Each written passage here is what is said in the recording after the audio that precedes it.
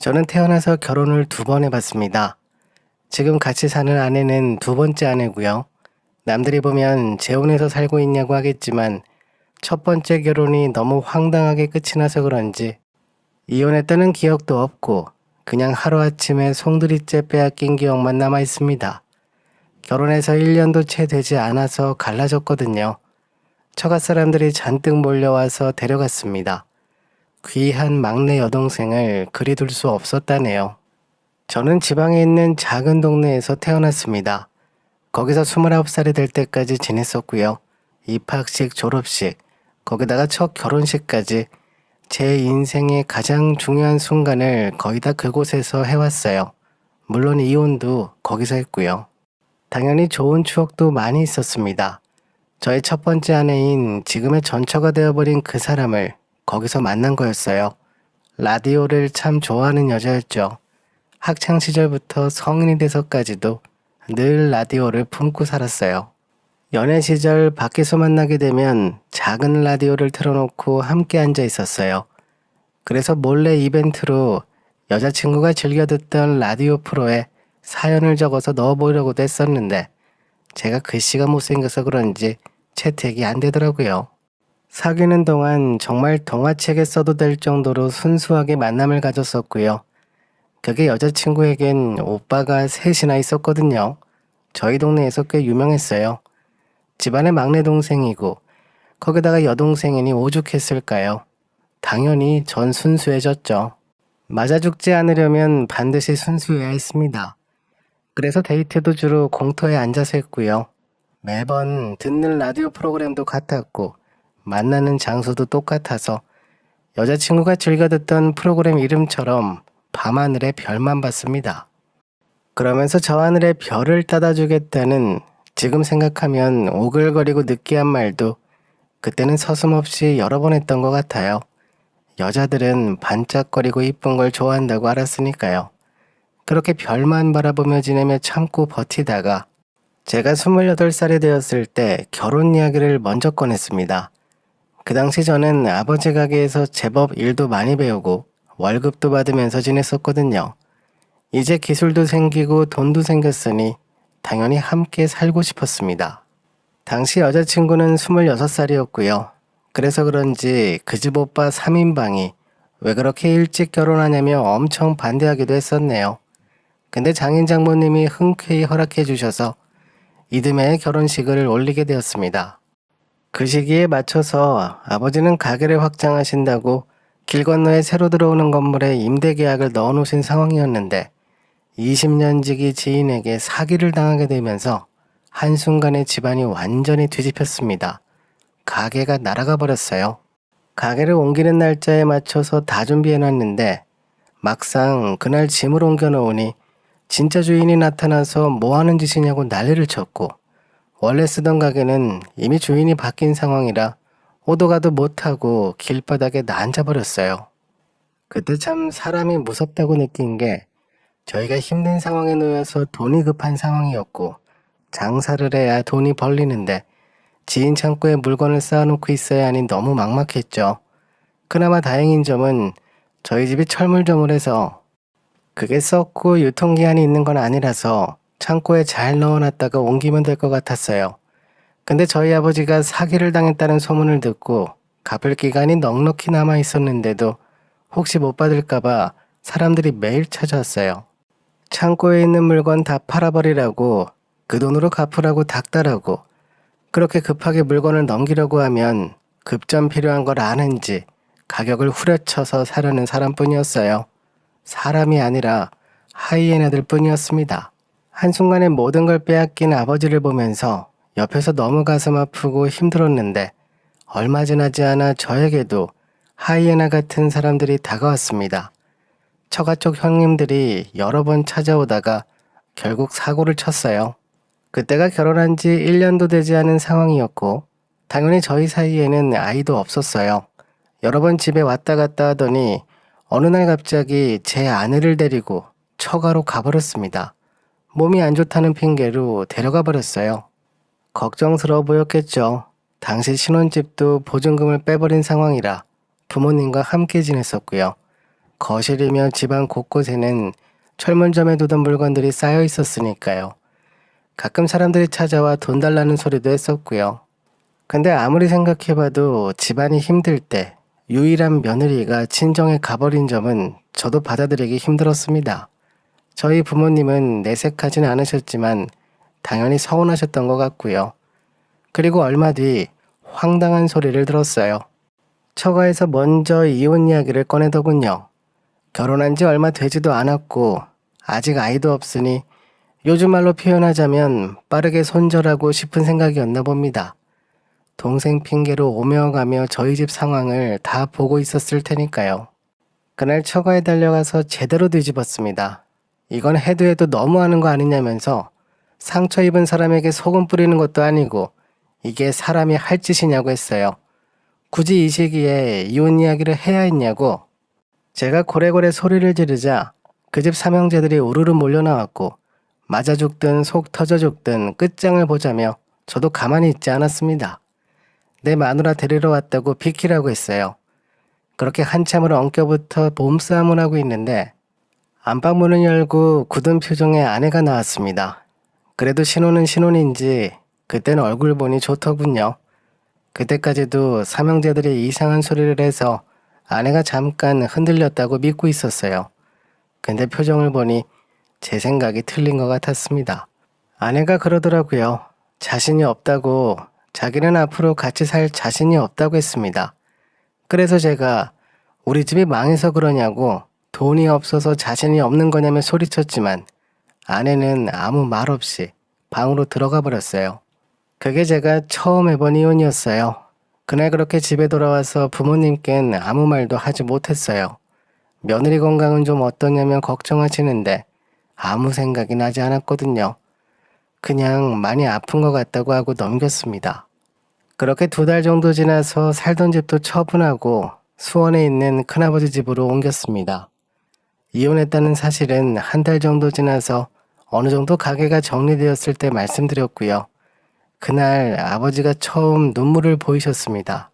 큰아버지 댁에서 1달 정도 지내다가 군포에 있는 여동생이 혼자 지내던 단칸방에 들어가 함께 살기 시작했고요.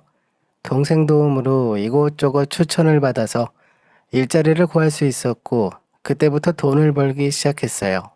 2년 정도 열심히 돈을 모아서 방 2개짜리 집으로 옮겼고요. 그러다 동생의 소개로 어떤 음식점에서 식사하게 되었는데 거기서 제 2번째 아내를 만났습니다. 저보다 나이가 4살이 많았어요.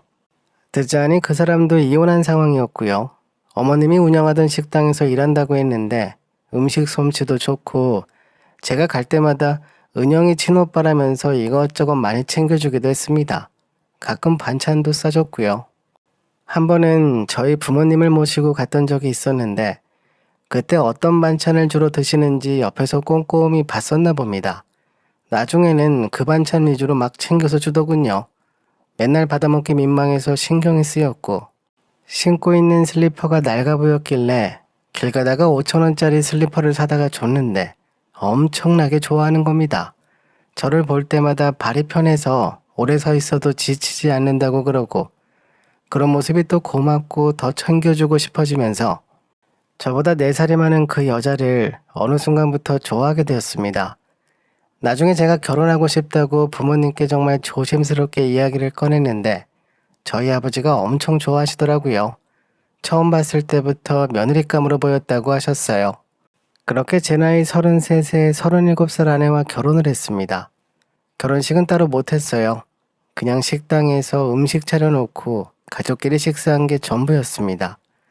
근데 참 신기한 게 제가 2번째 결혼하고 나서부터 참 많은 게 바뀌었습니다. 저희 집안에 복이 들어오는 것 같았어요. 원래는 제 아내가 하던 식당이 엄청 좁았거든요. 근데 옆에 있던 식당이 문을 닫으면서 아주 괜찮은 조건에 들어갈 기회가 있었고 아내가 내심 들어가고 싶어하는 눈치길래 저랑 제 동생이랑 돈을 싹 모아서 은행 대출까지 끼고 옮겨버렸어요. 그땐 그게 좀 무모한 결정이었는데 예전에 아버지 가게 옮겼을 때 맺힌 한이 있어서 그런지 제가 주도적으로 더 옮기자고 나섰습니다. 그때부터 저희 모두 한 집에서 같이 살았어요. 저희 부모님과 장모님, 그리고 동생까지 아주 똘똘 뭉쳐 지냈습니다. 물론 식당 일도 다 같이 했고요. 그때까진 저는 식당 말고 밖에서 다른 일을 하고 있었어요. 근데 주변에 작은 회사들이 하나씩 들어오더니 어느 순간부터 점심시간에 손님이 점점 늘다가 배달을 원하는 손님도 생겨서 그때부턴 제가 중고 오토바이를 하나 사다가 배달 다니기 시작했고요. 그때부턴 온 가족이 매달렸습니다. 멈춰있던 돛담배가 갑자기 바람을 만나 한순간에 멀리 움직이는 것처럼 저희 가족에겐 식당이 그런 존재였습니다. 점점 손님이 늘고 옆에 가게도 저희가 쓰기 시작했고요. 그러면서 직원들도 새로 뽑게 되었어요. 제 여동생도 식당에서 일하다가 근처 회사원과 눈이 맞아 결혼했고요. 그렇게 정신없이 거의 15년 가까이 여행 한번 가보지 못하고 식당에서 꼼짝없이 지냈습니다. 그러다 어느 날 우연히 고향 친구를 만나게 되었어요. 어떤 남자가 식당에 와서 밥을 먹는데 자꾸 흘끔흘끔 저를 쳐다보는 겁니다. 그래서 저도 은근히 신경 쓰여서 틈틈이 보고 있었어요. 근데 계산하러 나오면서 저에게 다가오더니 혹시 형석이 아니냐면서 제 이름을 부르더라고요. 그 순간 저도 누군지 알아볼 수 있었습니다. 근데 아는 척을 하긴 싫었어요. 별로 좋은 기억이 없는 동네라 모른 척하고 다른 사람이라고 넘겨버리려고 했어요. 근데 옆에서 제 아내가 다가오면서 형석 씨라고 부르는 거예요. 저희 아내는 항상 제 이름을 부르거든요. 연애 때부터 그게 버릇이 들었다고 고치기 힘들다고 하더니 그날도 제 이름을 불러버렸어요. 그러자 계산하러 나온 남자는 엄청 반갑게 웃으면서 형석이 맞지? 맞네, 맞아. 하면서 제 손을 붙잡고 좋아하는데 그 모습에 제 아내도 덩달아 기분이 좋아져서는 누구시냐면서 물어봤고 그렇게 저는 기억하기 싫었던 고향 이야기를 다시 들어야만 했네요. 다른 친구들이 어떻게 지내는지 쭉 이야기하다가 갑자기 멈칫하며 제 아내의 얼굴을 쳐다보는데 아내도 눈치를 챘는지 말씀 편히 나누시라면서 자리를 비켜주더군요. 그러면서 전처의 이야기를 들을 수 있었습니다. 그 삼형제 이야기였어요. 시내에서 작은 세차장을 운영하고 있다고 했어요. 전처는 그 뒤로 소식이 없어서 어찌 지내는지 모른다고 했고 삼형제 소식은 많이 들었다고 제가 묻지도 않았는데 먼저 다 이야기하더군요. 그날부터 계속 예전 생각이 나기 시작했어요. 그런지 고민이 아내 눈에도 보였는지 저보고 고향에 한번 내려가 보지 않겠냐며 물어보는데 저는 고개를 저었습니다. 우리 아버지도 결국 돌아가실 때까지 고향에 가지 않으셨다고 나도 죽을 때까지 갈 일 없다고 했어요. 아내는 이미 다 알고 있었거든요. 우리 집안이 어찌 사기를 당했고 어떤 고생을 했는지 제가 이야기 안 했어도 저희 부모님이 매일 밤마다 이야기하셨으니까요. 그래서 저도 그냥 잊고 예전처럼 지내려고 했습니다. 근데 얼마 뒤에 아내가 저에게 오더니 자동차를 바꿀 때가 되지 않았냐고 탈만하냐고 묻는 겁니다. 그때 제가 타고 다니던 차가 13년 정도 되긴 했거든요. 그래도 뭐 장고장 없이 잘 타고 다녔는데 아내가 저러는 겁니다. 가게 지인 중 한 사람이 차에 대해 잘 아는데 이번에 괜찮은 중고차가 하나 나왔다고 그걸 사는 게 어떻겠냐면서 계속 바람을 넣더군요. 무슨 새 차도 아니고 중고차를 사자고 하는지 뚱딴지 같은 소리라고 넘기려고 했는데 나중에 그 중고차가 저희 가게 앞에 떡하니 서 있는 겁니다. 당연히 저는 손님이 타고 온 자동차인가 싶었어요. 근데 가게 마감하고 정리할 때까지도 그 차는 거기에 있었고 가게 문을 닫고 나서야 아내가 말하더군요. 저 차 타고 고향에 내려가서 친구들에게 밥도 사주고 어깨에 힘 좀 주고 오라는 겁니다. 그 자동차 정면에 별이 크게 박혀 있었거든요. 아니 저 별값이 얼만데 이걸 왜 샀냐고 제가 버럭 화를 냈어요. 그리고 내가 뭐하러 고향에 내려가서 밥을 사고 어깨에 힘을 줘야 하냐고 했습니다. 그러자 아내는 당신이 그렇게 해야 돌아가신 아버님도 엄청 뿌듯해 하실 거라고 이번에 고향에 가서 한을 풀고 오라고 하더군요.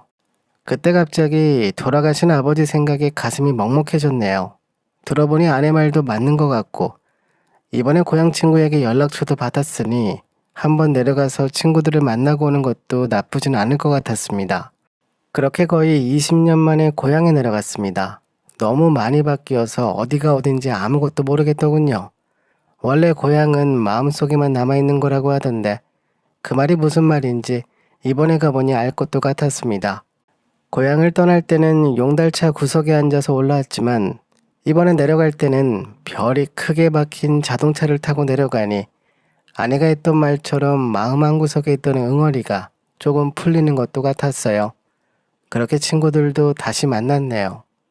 오후부터 시작된 술자리가 시간이 지나면서 친구들이 하나둘 모이기 시작했고 친구들이 건네주는 술 한 잔에 마음에 있던 응어리가 점점 녹아내리는 것 같았어요. 그렇게 새벽이 돼서야 술자리가 끝이 났고 친구들에게 기대어 근처 숙박업소에서 몇 년 만에 처음으로 마음 편안하게 잠이 들었습니다. 늘어지게 자고 일어나니 숙취도 없고 너무 개운한 게 고향이라서 그런가 싶더군요. 그리고는 씻으러 화장실로 가는데 테이블 위에 무슨 명함 한 장이 놓여 있었어요. 처음엔 별 생각 없이 무시하고 지나갔습니다. 그저 그런 뻔한 명함이라고 생각했어요. 그렇게 씻고 나와서 옷을 입고 나가려고 하는데 또 그 명함이 눈에 들어오는 겁니다.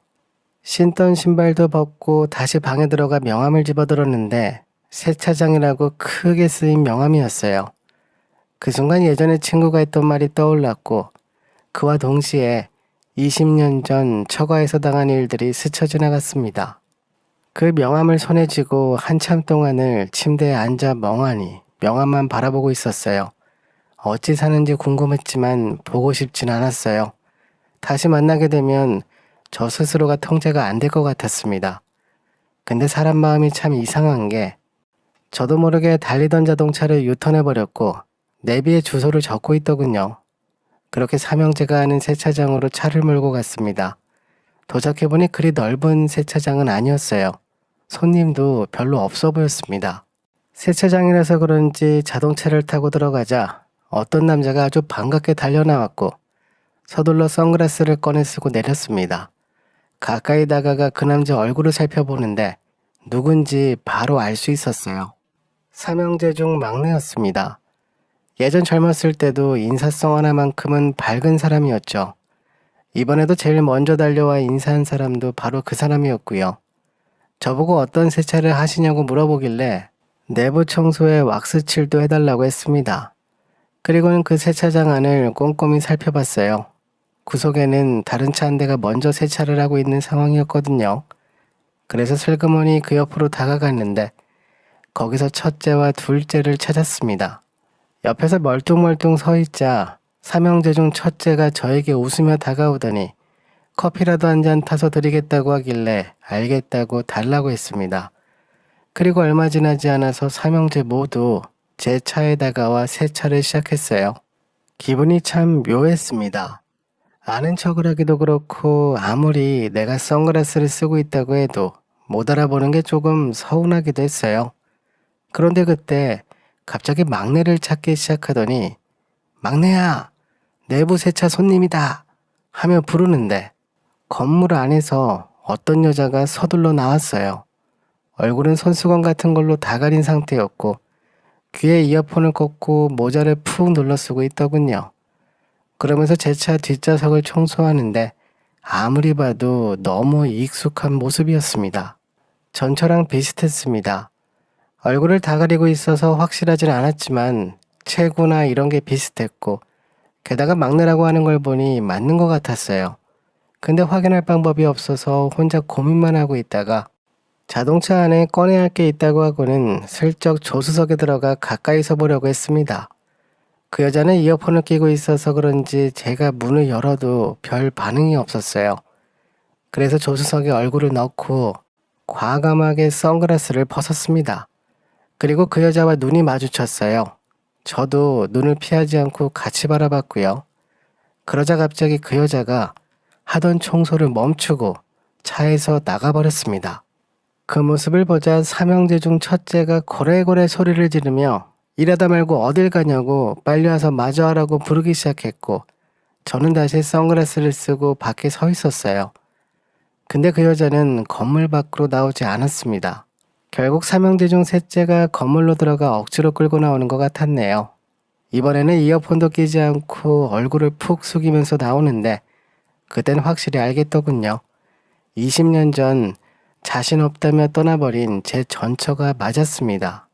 얼마 뒤 세차가 끝이 나는 것 같았고 저는 자연스럽게 선글라스를 벗었습니다. 그리고 뒷자리에 있던 전처 앞에 대놓고 서 있었어요. 이번에도 저랑 눈이 마주치자 하던 청소를 멈추고 그대로 굳어버리더군요. 그때 삼형제 중 첫째가 저에게 다가와 청소가 다 되었다고 계산하시겠냐고 묻길래 속주머니에서 지갑을 꺼냈습니다. 5만원권 2장을 꺼내서 줬고 잔돈은 괜찮다고 했어요. 그러자 저보고 감사하다고 인사를 하며 제 얼굴을 쳐다보다가 갑자기 굳어버리는 겁니다. 저보고 혹시 형석이 아니냐면 물어보는데 그 소리를 듣고 뒤에 있던 다른 형제들도 황급히 저에게 다가왔고요. 그동안 말 한마디 없던 삼형제 중 둘째가 형석이가 맞다며 소리쳤어요. 그러면서 둘째 셋째까지 저에게 달려와서 손을 붙잡고 반갑다고 하는데 이게 무슨 상황인가 싶었습니다. 맞은 놈은 기억해도 때린 놈은 기억 못한다고 하더니 그때가 딱 그 상황인 것 같았습니다. 그러자 첫째가 저와 제 자동차를 번갈아 보더니 예전에 망했다고 하지 않았냐고 물어보길래 그게 언제적 일인데 아직까지 망했겠냐고 다 옛날 이야기라고 했습니다. 지금은 작은 사업을 하나 운영하고 있다고 했어요. 옆에 있던 둘째가 저보고 요즘 어떻게 지내냐고 하면서 재혼은 했냐고 묻길래 결혼해서 아들 하나 낳아서 잘 키우며 지낸다고 웃으면서 이야기해줬습니다. 제가 웃을수록 삼형제들 표정은 점점 어두워지더군요. 계속 안절부절 못하면서 건물 쪽을 쳐다보길래 거기서 더 이야기를 나눠봐야 득될 게 없을 것 같아서 그냥 나왔습니다. 굳이 건물 안까지 들어가서 얼굴 볼 이유는 없다고 생각했네요. 물론 전처는 제 얼굴을 똑똑히 기억하고 있겠죠. 집에 가는 길에 아내가 좋아하는 찐빵을 좀 사다가 갖고 들어갔습니다. 아내는 저를 보자마자 어땠냐고 좋았냐고 하면서 이것저것 물어보길래 그냥 술집에 박혀서 어깨에 힘주러 갔다가 간만 축 내고 왔다고 했어요. 그날 밤은 오랜만에 라디오를 틀어봤습니다. DJ는 바뀌었어도 프로그램은 그대로더군요. 별을 따다가 주겠다는 약속은 못 지켰어도 별을 닦게 해주긴 한 것 같아서 그냥 퉁치고 다 잊고 지내려고 합니다. 앞으로는 제 아내에게 더 잘하려고요. 저에게 별도 따다가 줬는걸요. 재혼이 아니라 지금 그 사람이 저의 진짜 인연이었던 것 같네요. 이번에 고향에 다녀오고 나서 더 확실하게 느낄 수 있었습니다. 이번에 제가 준비한 내용은 여기까지입니다. 속 깊은 아내분을 두셔서 너무 좋으시겠어요. 사람에게 받은 상처는 사람으로 덮는다던데 이젠 어떤 상처도 남지 않으실 것 같네요. 두 분 행복하시고요. 건강하세요. 오늘도 저희 채널에 와주셔서 감사합니다. 지금까지 썰대표였습니다.